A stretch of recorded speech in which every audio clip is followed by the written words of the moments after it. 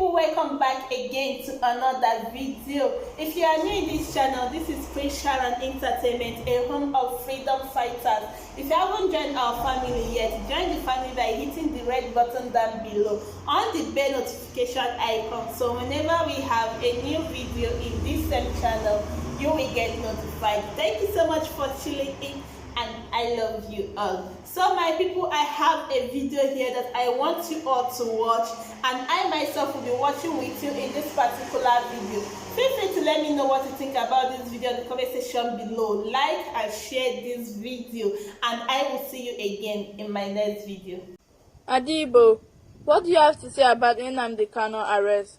Point of correction, Nnamdi Kanu was not arrested. He was adopted.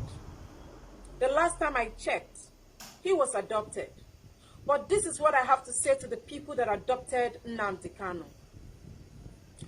If the reason why you adopted Nnamdi Kanu is to break Biafra, if the reason as to why Nnamdi Kanu was adopted is so that Biafra would die a natural death, so that people will not talk about Biafra, so that Biafrans will not be talking about Biafran agitation, then I have this to tell you. You are seriously chasing shadow. Why did I say you are chasing shadow? Biafra is a spirit, and spirit doesn't die. We are seed. When you kill one, many more will germinate. There are many more people that are very passionate, enthusiastic, and willing to continue the Biafran struggle no matter the level it will get to. And why all these agitations? Because there is a fundamental problem, and you are not ready to discuss the problem. The government of the day is not ready to listen to the complaint of the people. There is a problem. You don't want to provide solution to the problem. You are not ready to discuss with the people. You're not ready to know why this thing is still happening after 50 years. The problem is there, and the agitations will continue. This same problem was what led to the civil war. Do you know that that civil war could have been averted? Why was there a civil war? Because Ojukwu was asking for a restructured Nigeria. Ojukwu believed in restructuring Nigeria. That was why you heard about the Aburi Accord meeting in Ghana. Ojukwu and Gowon was supposed to have a meeting where Nigeria would be restructured. Unfortunately, Gowon betrayed Ojukwu, and the restructure did not happen. That was why Ojukwu went to the east and declared Biafra. That erupted, that brought about the civil war. Why? Because Ojukwu believed so much in confederation. Because he had already preempted what is happening today. That was why from ab initio he was calling for a restructured Nigeria. A confederation system of governments where every tribe will go to their region and develop their region. Go to your region and use the resources of your region and make your region sustainable and viable. A confederation is a system of government where every region will govern, protect their region, have state police, have state army, decide what happened to them, decide their fate, give jobs to their youth, provide electricity, make the roads accessible. That is the kind of government Ojukwu was asking for. Why? Because he knew that this system is not going to favor an Igbo man. Ojukwu knew that the system, this Nigerian system, is not in favor of an Igbo man. 90% of Igbo are capitalists, and the system, the constitution, the institution called Nigeria does not protect a capitalist, does not encourage a capitalist. That is why you are seeing about all these agitations. Now let me ask again, why are people agitating? People are agitating because there is no fairness, there is no justice, there is no equity, and there is no equality. If there is fairness, if there is equity and equality, I want somebody to tell me why a bandit, in a viral video that I watched, which I know many of you must have watched, a bandit was carrying AK-47, and in that video, he was speaking Hausa, saying in Hausa language that he has killed a lot of soldiers, that any soldier that come his way, he crushed all of them. And in that video, I saw government officials standing before him. Even police and army were cheering him up. If it was a Biafran, an Igbo man, that is carrying flag in his hand, they could have asked the police to go after that Igbo man and kill him. Because there is no fairness, there is no justice, and there is no equity. Meaning that the government of Nigeria is lopsided. There are some people that should kill and they will be pampered, while the other ones, once they carry flag, they will be killed. That is why people are agitating, and the agitation will not stop. The agitation will go from generation to generation. It doesn't matter whether you kill many more people, imprison many more people. The truth is that at the end, the people will be free.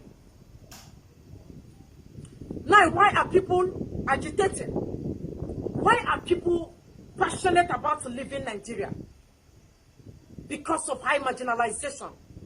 This system called Nigeria is not favoring an Igbo man. Igbo people have suffered in the name of one Nigeria. Whether you believe it or not, Igbo have suffered because of this one Nigeria. Because of an institution, because of the system is not favoring Igbo. Serious marginalization. They can't do anything and involve an Igbo man. If they are holding a meeting, Igbo will be excluded from the meeting. If there's an appointment, Igbo will be excluded from the appointment. That was why that civil war happened. I won't go back to the civil war. Now, why are people agitating? Because of that 1999 constitution. That constitution is not in favor of that average man that is on the street.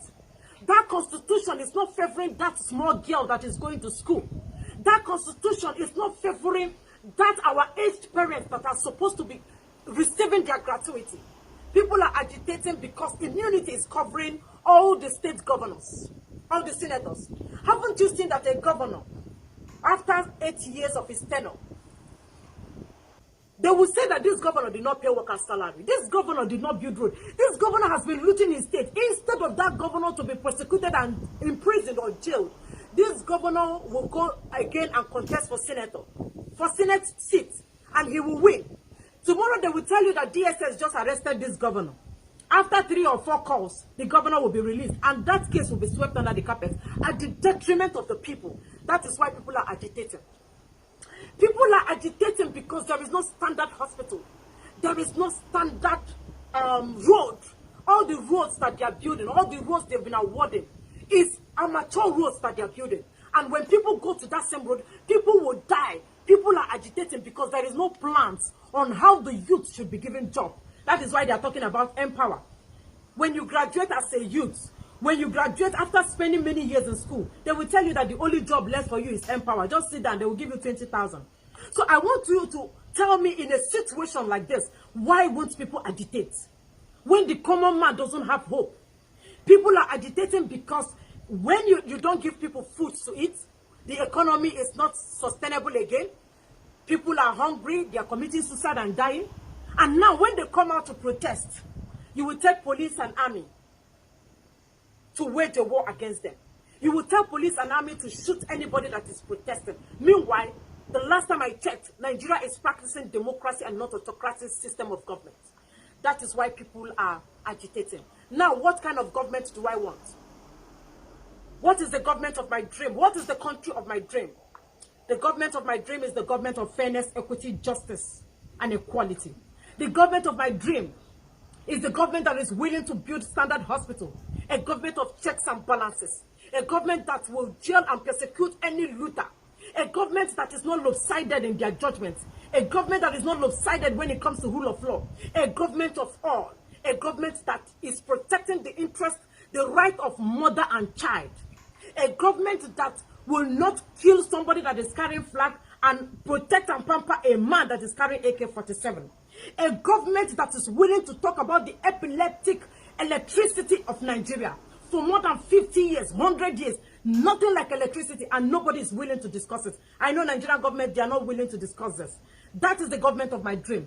A government that is willing to accommodate everybody. A government that have listening ears. And unfortunately, Nigeria in its capacity as the giant of Africa cannot give me and millions of many more Nigerians that kind of government and that kind of country that I am admiring.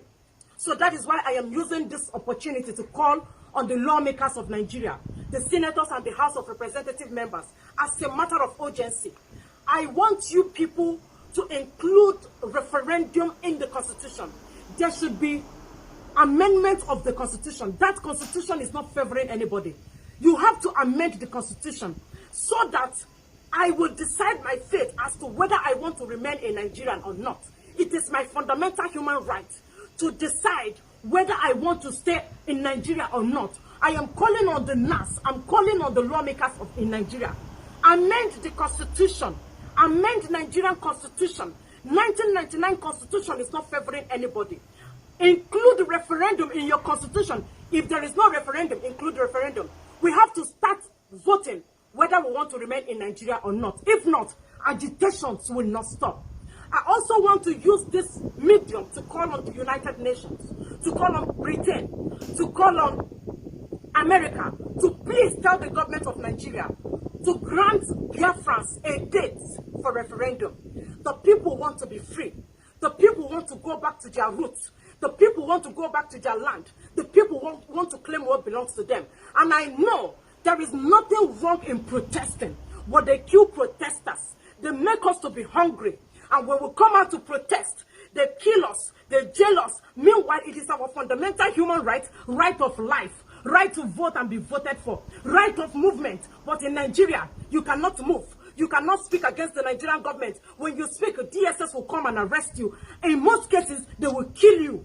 I'm calling on the United Nations. Please, I am begging the UN and America. Nigerians are suffering. They are raping our mothers in the farm. They are killing our sisters. I know in America, the right of mother and child is of a very high priority. You don't joke with mothers and children. But in Nigeria, they joke with mothers and children. They rape our mothers, and the rapers are not persecuted. The people that rape our mothers are not persecuted. That is why I am calling on you to come to Nigeria and tell the government of Nigeria to grant the people a date for referendum. We are suffering, and we cannot continue suffering and smiling.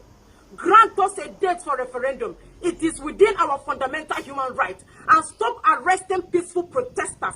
Stop arresting us. You cannot beat a child and ask the child not to cry. You cannot kill us and ask us not to retaliate. We are not willing to retaliate. We are not willing to fight anybody. We are peaceful, loving people. We only want to go back to where we come from. We want to go to Biafra land. Give us the opportunity to develop our region. That is all we are asking for. Thank you so much for watching that particular video. Feel free to let me know what you think about this video in the comment section below. Like and share this video again. And I appreciate each and every one of you who always share my video, who always come back to support this platform. I do appreciate you all. May God Almighty bless you. I will see you again in my next video. Bye.